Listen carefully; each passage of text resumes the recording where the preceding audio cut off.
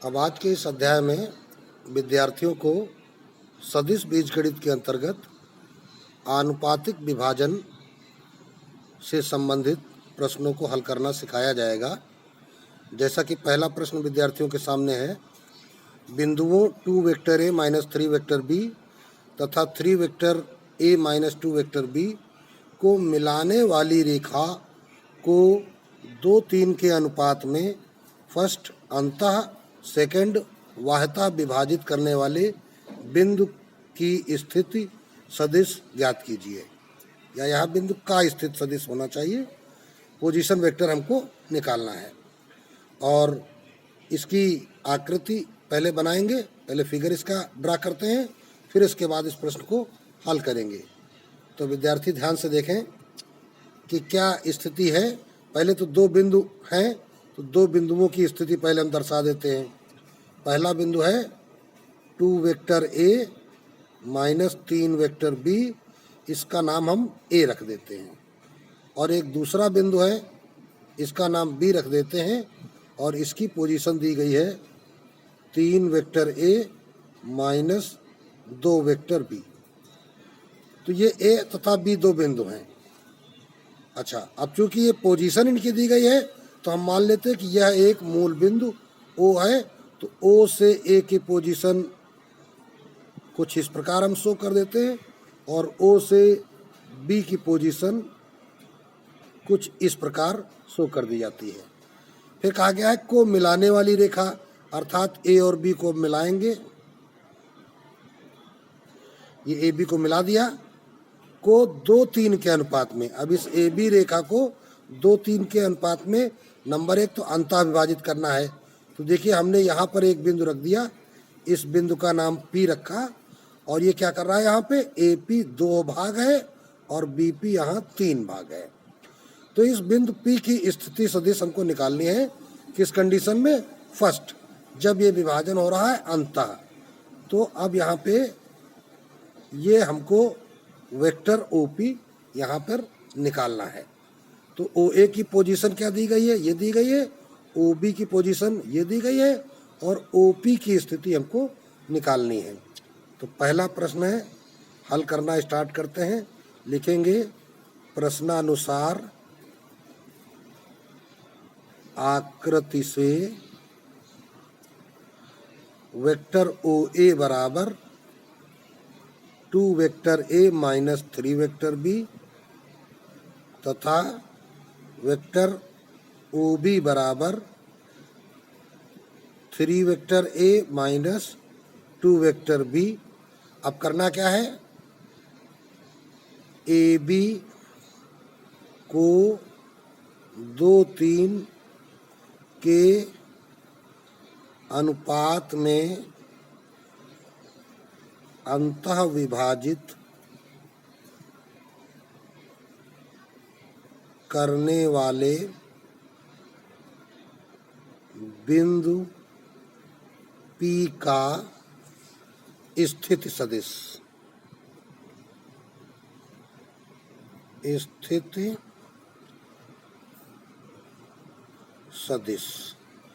अब देखिए, यहाँ पर स्थिति सदिश का सूत्र पहले आपने पढ़ा है, m vector B plus n vector A upon m plus n। ये अंतः विभाजन का सूत्र आपको पहले सिखाया जा चुका है। जहाँ पर m क्या है, m पहले का अनुपात होता है, AP जिसको बोलते हैं, m यहाँ पे 2 है और n यहाँ पे 3 है। और वेक्टर A क्या है, A की पोजीशन कहलाती है, B क्या है, B की पोजीशन कहलाती है। तो अब यहाँ पे हमारे पास क्या बन जाएगा, m का मतलब 2 इंटू पोजीशन वेक्टर B की, तो 3A minus 2B vector plus n की जगह 3 ऑफ A का position 2A vector minus 3B vector upon m plus n होता है, सॉरी यहाँ 2 प्लस 3 लिखेंगे। तो बराबर, अब 2 से इस गुणा करेंगे तो यहाँ ये 2 अदिश है और 3 वेक्टर A सदिश है।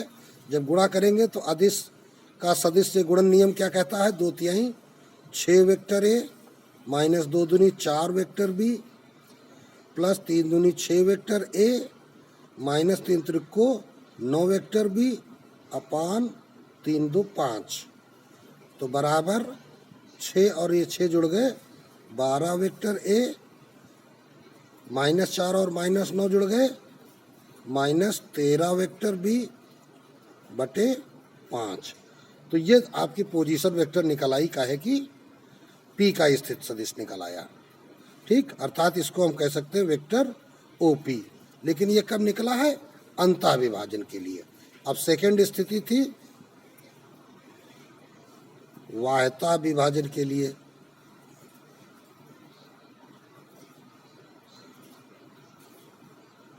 अब वाह्यता विभाजन के लिए वाह्यता विभाजन का अलग चित्र बनाएंगे। तो क्या होगी? मान लीजिए ये आपका बिंदु ए है और ये आपका बिंदु बी है। अब जो 2-3 का अनुपात होगा वो कैसा होगा? जरा समझने वाली बात है कि ए बी को पहले ए बी को मिला लेते हैं। अब पी बिंदु आपको ऐसी जगह रखना है कि ए पी 2 हिस्सा हो जाए और बी पी 3 हिस्सा हो जाए। अर्थात जब बी से पी की दूरी 3 होगी, ए से पी की दूरी 2 होगी, तो पी की पोजीशन कुछ इधर मिलेगी, है ना। हालांकि और दूर मिलेगी, लेकिन अभी हम यहीं पे मान लेते हैं। तो यहाँ ए पी जो होगा वो कितना हो जाएगा? 2 हिस्से हो जाएगा और जो बी पी होगा वो 3 हिस्से होगा। तो इस प्रकार ये बाह्यता विभाजन होगा। और ओ बिंदु यहाँ पे होगा तो ओ ए की पोजीशन कुछ इस प्रकार होगी, ओ बी की पोजीशन कुछ इस प्रकार होगी और ओ पी की जो पोजीशन होगी वो कुछ इस प्रकार होगी। यही 2:3 के बजाय अगर 3:2 होता तो पी बिंदु यहाँ नीचे की तरफ कहीं होता, तब ए पी 3 हिस्सा हो जाता, बी पी तुम्हारा 2 हिस्सा हो जाता। तो अब लिखेंगे क्या? रेखा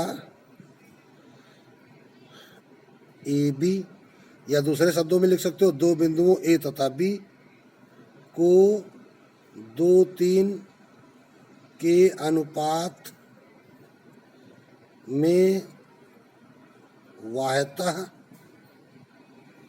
विभाजन करने वाले बिंदु पी का स्थिति सदिश। तो इसमें वही हो जाएगा एम बी। तो एम कितना है? 2 और वेक्टर बी जैसा कि अभी ऊपर लिखा था 3 vector A minus 2 vector B plus minus यहाँ पे हो जाएगा एन ए। एन तुम्हारा कितना था? 3 और पहला वेक्टर कितना था? 2 vector A minus 3 vector B upon 2 minus 3 M minus N होता है। जो यहाँ सूत्र यहाँ ऊपर आपने देखा है प्लस में है, बाह्यता में क्या हो जाता है? यहाँ माइनस हो जाता है। ठीक, तो बराबर 6 vector A minus 4 vector B minus 6 vector A plus 9 vector B बटे -1। तो बराबर अब ये 6 वेक्टर ए कट जाएगा, 9 में से 4 चला गया तो 5 वेक्टर बी आ गया बटे -1। तो ये बराबर क्या वैल्यू हो गई? ये बराबर आ गया -5 वेक्टर बी। तो ये आ गया वेक्टर ओ पी की पोजीशन। कब? जब ये वाह्यता विभाजन हुआ है। तो यहाँ पर आपको दोनों रिजल्ट प्राप्त हो जाते हैं और ये प्रश्न आपका कंप्लीट हो जाता है। अब अगला प्रश्न देखिए, सदिश विधि से सिद्ध कीजिए कि त्रिभुज की माध्यिकाएं एक बिंदुगामी होती हैं। तो पहले एक त्रिभुज बनाते हैं।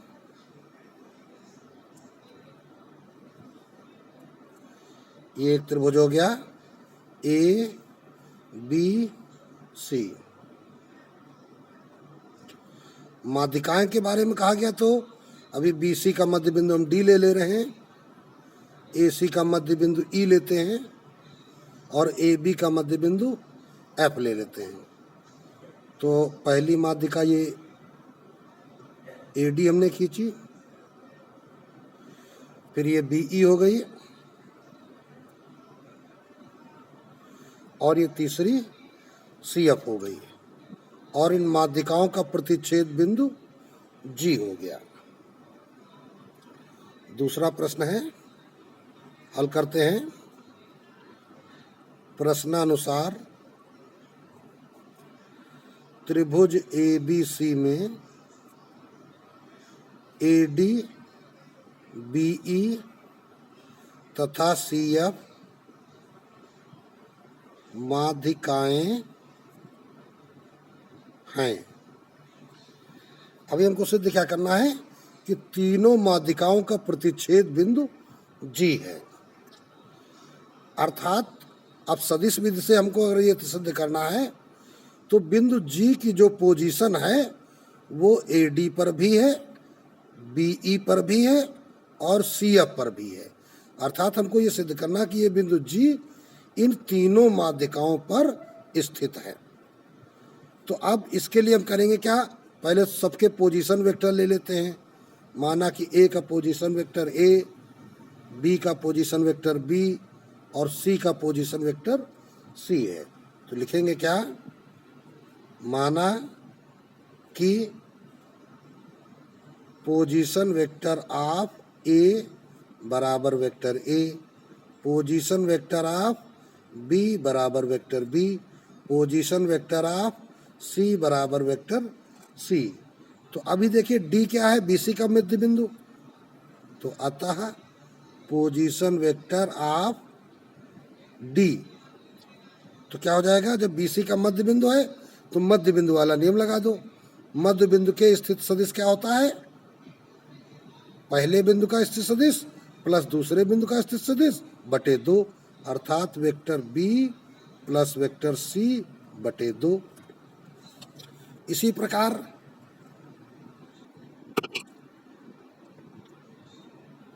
पोजीशन वेक्टर ऑफ E, जब E का पोजीशन वेक्टर निकालोगे तो E को देखो, तो ये क्या है, CA का आधा, तो ये हो जाएगा vector C plus vector A बटे 2, तथा position vector of F, F की पोजीशन क्या होगी, ये A और B का मध्य बिंदु है F, तो vector A plus vector B बटे 2।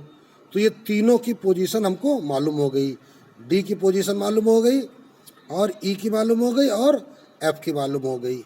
अब देखो इस G के बारे में हम क्या जानते हैं कि ये जो माध्यिकाओं का जो प्रतिच्छेद बिंदु है इसे हम केंद्रक कहते हैं, और जो केंद्रक होता है यह माध्यिका को 2:1 के अनुपात में विभाजित करता है। जैसे AD को इस G बिंदु ने 2:1 के अनुपात में विभाजित किया, इसी प्रकार BE को इसने 2:1 के अनुपात में विभाजित किया, इसी प्रकार CF को इसने 2:1 के अनुपात में विभाजित किया। कोई भी माध्यिका त्रिभुज की केंद्रक द्वारा 2:1 के अनुपात में विभाजित होती है। तो अब यही बात हम लिखेंगे, तो लिखेंगे क्या, चूंकि हम जानते हैं कि माध्यिकाओं का प्रतिच्छेद बिंदु त्रिभुज का केंद्रक होता है,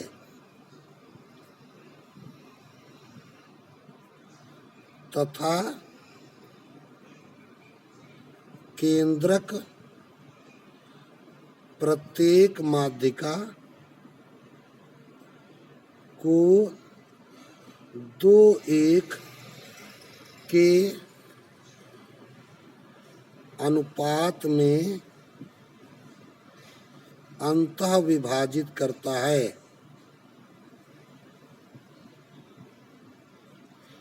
तो अतः पहली माध्यिका उठा लेते हैं, माध्यिका AD को 2:1 के अनुपात में विभाजित करने वाले बिंदु G का स्थिति सदिश। तो अब देखिए 2:1 के अनुपात में विभाजित हो रहा है, तो क्या हो जाएगा, m वेक्टर b, तो m की जगह 2 इंटू के लिए यहाँ पे डॉट लगाइए, वेक्टर कौन सा, d, भाई ए डी है ना, तो d की पोजीशन क्या निकली थी अभी, d की पोजीशन निकली थी vector b plus c/2 plus n की जगह 1 इंटू वेक्टर a का पोजीशन वेक्टर क्या था, a था, और पूरे में बटा 2 + 1, तो बराबर, अब देखिए ये दो कट जाएंगे, बटे में है ना, तो ऊपर क्या आ गया, b + c + a, तो सही ढंग से हम लिख देंगे, तो vector a plus vector b plus vector c बटे 3। ठीक है। अब इसी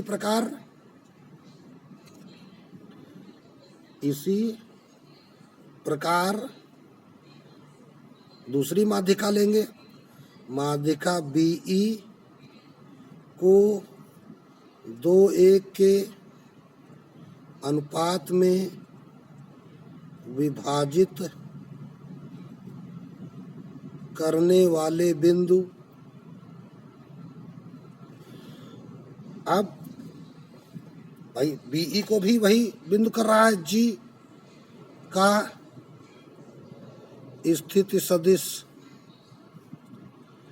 तो अब क्या हो जाएगा, अनुपात m इंटू पोजीशन का है कि E की, m का गुणा दूसरे बिंदु से, n का गुणा पहले बिंदु से, तो E का पोजीशन वेक्टर क्या था, EAC का मध्य बिंदु था, तो vector A plus vector C बटे 2 प्लस B का पोजीशन 1 इंटू B बटे 2 + 1, तो यहाँ फिर यही 2 कट गया, तो देखो A + C और प्लस 1B, तो बराबर इसको हम क्या कह सकते हैं, vector A plus B plus C बटे 3।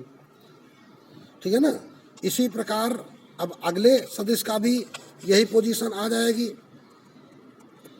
क्या लिखेंगे, इसी प्रकार माध्यिका CF के लिए G का स्थिति सदिश, वो भी जब आप निकालेंगे तो A + B + C वेक्टर बटे 3 आ जाएगा। तो अब तीनों माध्यिकाओं के लिए क्या निकल के आ रहा है, इसमें भी यही आया, इसमें भी यही आया, इसमें भी यही आया, तो अब अतः माध्यिकाएं एक बिंदुगामी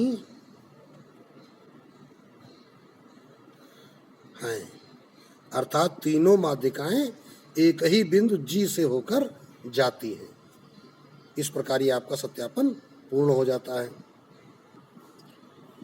अब इसी प्रकार अगला प्रश्न देखिए, बिंदु A का स्थिति सदिश वेक्टर A + 2 वेक्टर B तथा P का स्थिति सदिश वेक्टर A है।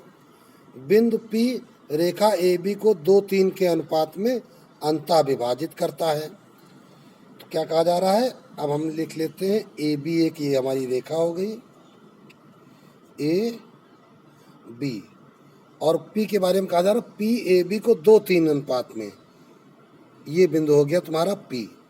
तो अब देखो ये AP कितना है, 2 हिस्सा, और BP तुम्हारा कितना है, ये 3 हिस्सा, अर्थात ये P जो है इस AB को 2:3 के अनुपात में अंतः विभाजित करता है। तो B का स्थिति सदिश ज्ञात कीजिए, और A का पोजीशन दिया गया है vector A + 2B, vector A + 2 vector B, ठीक है ना, और P का पोजीशन दिया गया वेक्टर A, P का स्थिति सदिश, और B का स्थिति सदिश तुमको ये क्वेश्चन मार्क निकालना है। ठीक है ना। यहाँ पर हम मूल बिंदु अगर यहाँ पे ले लेते हैं O, तो O से A की पोजीशन कुछ इस प्रकार है, ओ से पी की पोजीशन कुछ इस प्रकार होगी और ओ से बी की पोजीशन कुछ इस प्रकार होगी। तो ये जो वेक्टर ओ ए इस प्रकार होगा, ये ओ पी हो गया और ये ओ बी हो गया। तो अब यहाँ वही पोजीशन वेक्टर वाला काम करना है। तो तीसरा प्रश्न अब हल करेंगे। लिखेंगे क्या? प्रश्नानुसार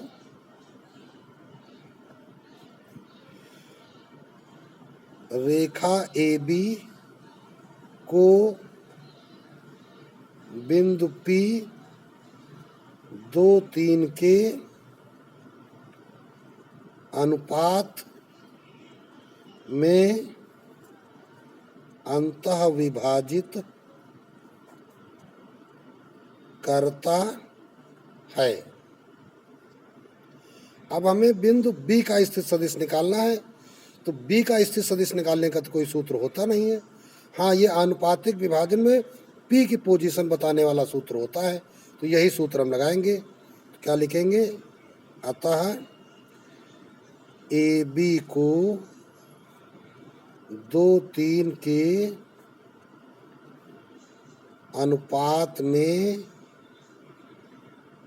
अंतः विभाजित करने वाले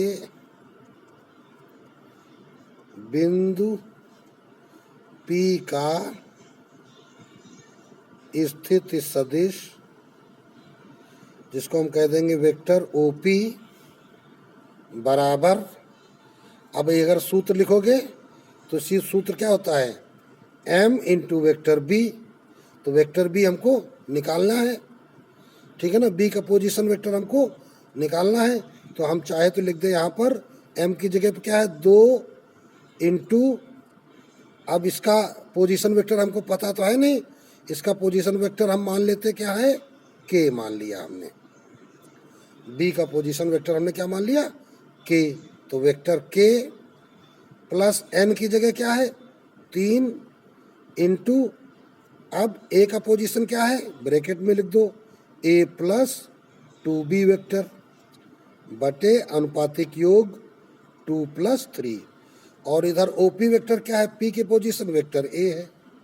तो वेक्टर A बराबर 2 vector K plus 3 vector A plus 3 दूनी 6 वेक्टर B बटे 5।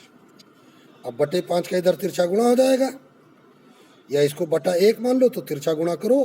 तो पहले 1 से करेंगे तो 2 vector K plus 3 vector A plus 6 vector B बराबर 5 वेक्टर A। तो अब बाकी इनका कर दीजिए पक्षांतर। तो जब इनका हम पक्षांतर करेंगे तो क्या हो जाएगा? 2 वेक्टर K बराबर 5 vector A minus 3 vector A minus 6 vector B। तो 5 में से 3 चला जाएगा, तो 2 vector A minus 6 vector B, ये आ गया 2 वेक्टर K। तो इस प्रकार वेक्टर K बराबर, तो वेक्टर K बराबर आ गया, 2 का भाग लगा देंगे तो vector A minus 3 vector B। तो अब हम अतः क्या कह सकते हैं? कह देंगे अतः बिंदु B का स्थित सदिश, जिसको हम वेक्टर OB भी कह सकते हैं, बराबर vector A minus 3 vector B। अब ये आपका आंसर हो जाता है और ये प्रश्न कंप्लीट हो गया। अब अगला प्रश्न ध्यान दें। चतुर्भुज ABCD में P तथा Q क्रमशः विकर्णों AC तथा BD के मध्य बिंदु हैं। तो पहले तो हम चतुर्भुज बना लेते हैं कोई। तो ये हमने एक चतुर्भुज बना दिया, जबकि सभी भुजाएं अलग माप की हैं। A, B, C, D। PQ क्या है? विकर्णों AC और BD के मध्य बिंदु हैं। तो ये विकर्ण देखिए मिला देते हैं AC और ये विकर्ण मिलाते हैं बी डी। तो बी डी का मध्य बिंदु ये हो गया और ए सी का मध्य बिंदु ये हो गया। ये है पी और ये है क्यू। यही बात लिखते हैं। प्रश्नानुसार चतुर्भुज ए बी सी डी में विकर्णों ए सी तथा बी डी के मध्य बिंदु क्रमशः पी तथा क्यू हैं, है ना। माना कि चतुर्भुज ए बी सी डी के शीर्षों के स्थित सदिश क्रमशः vector A, vector B, vector C तथा वेक्टर डी हैं। ये हमने मान लिया। ए का पोजीशन वेक्टर ए, बी का पोजीशन वेक्टर बी, सी का पोजीशन वेक्टर सी और डी का पोजीशन वेक्टर डी। तो अब देखिए ए सी का मध्य बिंदु पी है, तो पी का पोजीशन क्या हो जाएगा, इसका प्लस इसका बटे 2। तो अब लिखेंगे क्या आता है, ए सी के मध्य बिंदु पी का स्थिति सदिश। तो देखिए क्या हो जाएगा, बराबर vector A plus vector C बटे 2 तथा बी डी के मध्य बिंदु क्यू का स्थिति सदिश। तो ये देखिए क्या हो जाएगा, क्यू का आपका आ जाएगा बी और डी, तो बी प्लस डी बटे 2 ये आ जाएगा आपका इसका। अब आगे चलते हैं। तो अब हमें सिद्ध करना है vector A B plus A D plus C B plus C D. तो देखिए वेक्टर क्या कहा गया, ए बी, तो ए बी हमने ये दिखाया, प्लस ए डी ये रहा, प्लस सी बी इस दिशा में हो गया, प्लस सी डी इस दिशा में हो गया। इन सब का योग 4 वेक्टर पी क्यू के बराबर है। तो जब हम पोजीशन वेक्टर का नियम यूज कर रहे हैं तो पहले अभी हमने देखो पी की पोजीशन निकाल ली है और क्यू की पोजीशन निकाल ली है, तो इससे ही हम 4 वेक्टर पी क्यू निकाल लेते हैं। तो अब हम लिखेंगे क्या, इसलिए 4 वेक्टर पी क्यू बराबर, तो 4 of position vector of Q minus position vector of P, ये फार्मूला हो गया। तो 4 ऑफ क्यू का पोजीशन क्या है, B plus D by 2 minus P का पोजीशन है ए प्लस सी बाई 2। तो अब देखिए ये हर बराबर है, तो जब हर बराबर है तो हम क्या कर देंगे, 2 लघुत्तम ले लेंगे। तो ऊपर क्या हो जाएगा, vector B plus D minus vector A minus vector C. अब ये देखिए 2 दूनी 4 कट गया, तो बराबर आ गया 2 of vector B plus vector D minus vector A minus vector C. ये वैल्यू आ गई 4 वेक्टर पी क्यू की। अब एलएचएस में जो हमें ज्ञात करना था, तो वो क्या ज्ञात करना था वो लिख लेते हैं, तथा vector A B plus vector A D plus vector C B plus vector C D, ये वैल्यू हमको निकालनी थी। तो इनकी भी वही पोजीशन वाला सिस्टम लगा के काम कर लेते हैं। तो ए बी का मतलब क्या होगा, position of B minus position of A. तो अब इसको क्या लिख देंगे, ए बी का बी माइनस ए डी का क्या हो जाएगा, position of D minus position of A plus C B का position of B minus position of C. इसी प्रकार सी डी का position of D minus position of C. तो अब इनको जब आप सरल करेंगे तो देखिए क्या देख रहे हैं हम यहाँ पर, vector B minus vector A plus D minus vector A plus B minus vector C plus vector D minus vector C. ये बराबर, ये देखिए क्या निष्कर्ष निकल के आता है, ये बराबर आ जाता है 2 वेक्टर बी हो गए, है ना, और 2 वेक्टर डी हो गए। तो 2 मिल जाएगा कॉमन सब में, बी भी 2 है और डी भी 2 है, और माइनस का ए भी 2 बार है और माइनस का सी भी 2 बार है। तो ये वैल्यू निकल आई, और ये वैल्यू अभी हम ऊपर निकाल चुके काहे के, 4pq के। तो ये जो वैल्यू निकल के आई है इसको बराबर हम क्या लिख देंगे, बराबर 4 वेक्टर pq।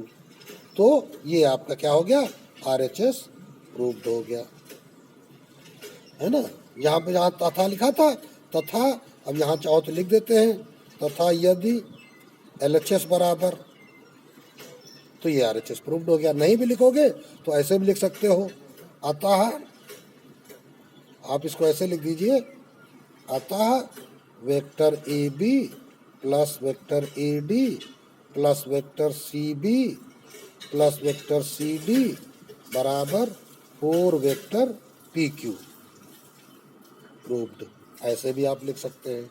तो इस प्रकार ये प्रश्न आपका कंप्लीट हो जाता है। ठीक, तो इस प्रकार अब आज के वीडियो में बस इतना ही, शेष प्रश्नों को अगले वीडियो में सिखाया जाएगा।